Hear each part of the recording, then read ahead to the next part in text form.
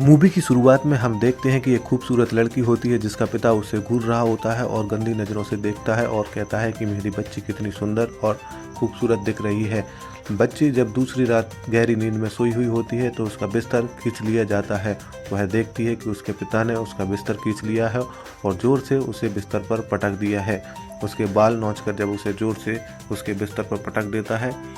उसके बाद वह उसे गंदी नज़रों से देखने लगता है और उसे घूरने लगता है और उसके बाद वह देखता है कि उसकी लड़की काफ़ी खूबसूरत दिख रही है और धीरे धीरे हाथ सहलाने लगता है और उसके बाद उसके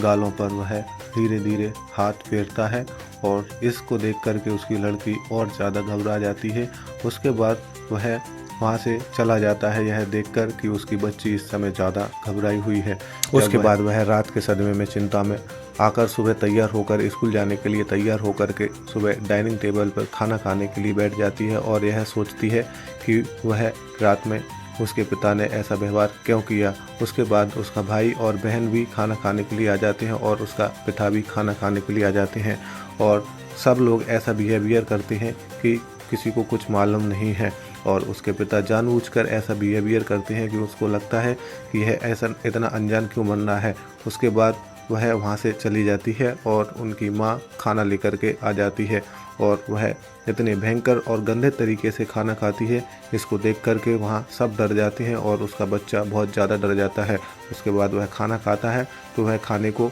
उगल देता है और कहता है कि इसमें बहुत ज़्यादा नमक है। उसके बाद उसकी माँ इतनी बेरहमी से खाना खाती है जिससे बच्चा और ज़्यादा डर जाता है और उसके बाद वह वहाँ डरा हुआ और रोने लगता है। उसका पिता उसे समझाने की कोशिश करता है लेकिन वह बहुत ज़्यादा डरा हुआ होता है और डरने के कारण वह बहुत ज़्यादा तेज़ी से रोने लगता है।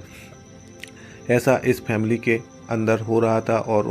उनका यह नया घर था जिसमें वह खूब सारा नया सामान लेकर आ रहे थे और सामान लगा रहे थे। लेकिन उसके बाद उसके पिता हर रोज़ उसके साथ ऐसी हरकत करते हैं। दूसरे दिन जब वह सुबह नहा रही होती है तो वह देखती है कि उसके पास कोई आकर खड़ा है। वह उसकी बहन होती है, वह उससे डर जाती है और जब वह अपनी बहन को उसके पिता के बारे में बताना चाहती है तब उसके पिता आ जाते हैं और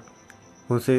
देख कर के इस बात का डर लगने लगता है कि अब हमारे पिताजी ने ये सारी बातें सुन ली हैं। और इन बातों को सुनने के बाद उसके पिता चाकू उठाते हैं और चाकू उठाकर उन पर मारने के लिए हमला कर देते हैं, लेकिन उसकी बड़ी बहन उसे बचा लेती है और जब वह दोबारा से उनको पकड़ लेता है तो वह फर्श पर नीचे फेंक देता है। उसके बाद उसकी बहन बेहोश हो जाती है और बड़ी बहन काफ़ी डरी हुई होती है और वहाँ से भागने की कोशिश करती है। जब वह भाग जाती है वहाँ से तो वह देखती है कि उसका पिता हथौड़ा लेकर जा रहा है और उसकी छोटी बहन को मार देगा। इसके बाद वह उसको बचाने की कोशिश करती है और उसके सामने आ जाती है तो उस पर हथौड़े से वह वार कर देता है और उसकी छोटी बहन उसे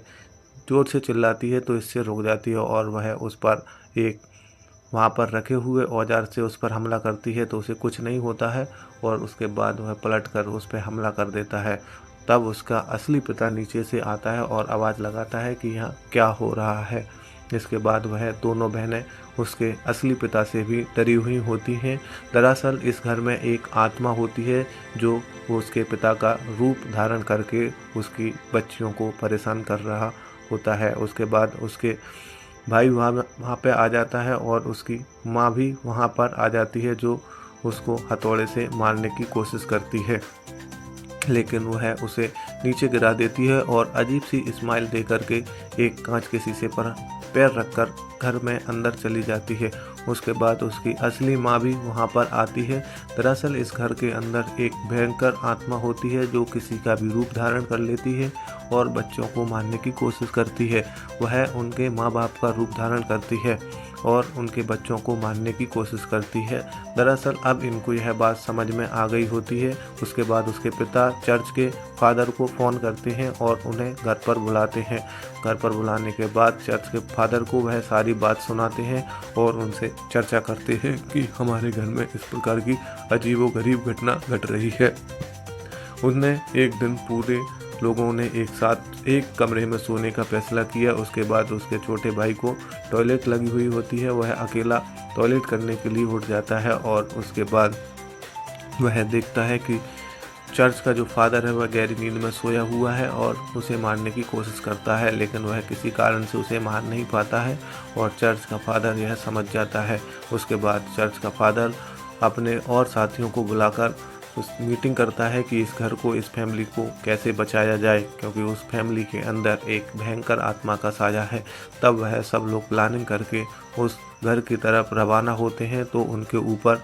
कौवों का, चमगादड़ों का एक भयंकर अटैक हो जाता है। इसकी वजह से गाड़ी डिसबैलेंस होकर के खाई में गिर जाती है और वहाँ सभी लोग मारे जाते हैं। सिर्फ उसमें से एक ही बचता है और इनको डर घायल अवस्था में एक चर्च का फादर पहुंच जाता है और इसे देख करके उसके पिता को थोड़ी तसल्ली मिलती है और वह उससे फादर उसको समझाने लगता है कि आप अब अपनी प्रक्रिया चालू करो, क्योंकि हम अकेले बचे हैं और जो भी करना है वह हम अकेले को ही करना है। उसके बाद जब वह यह प्रक्रिया चालू करने की बात करते हैं तो उसको बहुत सारी चीज़ें समझाया जाता है और समझाते हुए उन्हें यह भी कहता है कि इसमें रिस्क है, क्योंकि यहाँ जो आत्मा है बहुत ही खतरनाक है। उसके बाद वह कैंडल जलाता है और उसके बाद उस पर पानी छिड़कता है,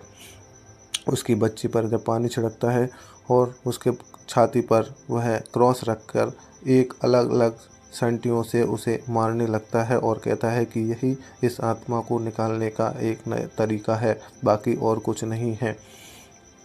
उसके बाद वह उसको पिताजी से बोलता है कि इसको कस के पकड़ लो और उसे अलग अलग डंडियों से मारने लगता है और उसके बाद उसकी बच्ची तड़पने लगती है और वह देखता है कि उसकी बच्ची को वह ज़ोर ज़ोर से मार रहा है, उसकी पूरी फैमिली तड़पती रहती है। उसके बाद दूसरी तरफ जहाँ एक्सीडेंट हुआ था वहाँ पर पुलिस उन सबको उठाती है और वहाँ देखते हैं कि वहाँ पर उसका जो चर्च का फादर है वह भी बेहोश पड़ा हुआ है। उसके बाद उसकी